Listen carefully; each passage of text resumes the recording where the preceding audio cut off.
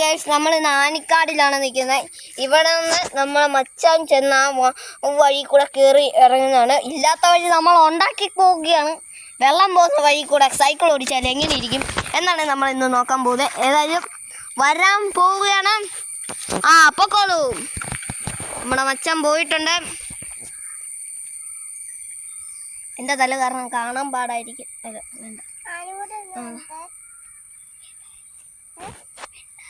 ഞാൻ നിന്നെ അവസാനം കാണിക്കാം. ഇപ്പൊ വരും. നമ്മളെ മച്ചൻ താണ്ടെ വരുന്നുണ്ട്.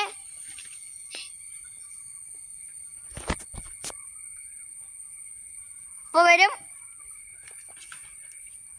കേറി വരുന്നതാണ്.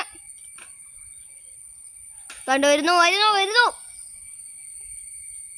എന്ത് പറ്റി വണ്ടിക്ക്? വരുന്നുണ്ട്.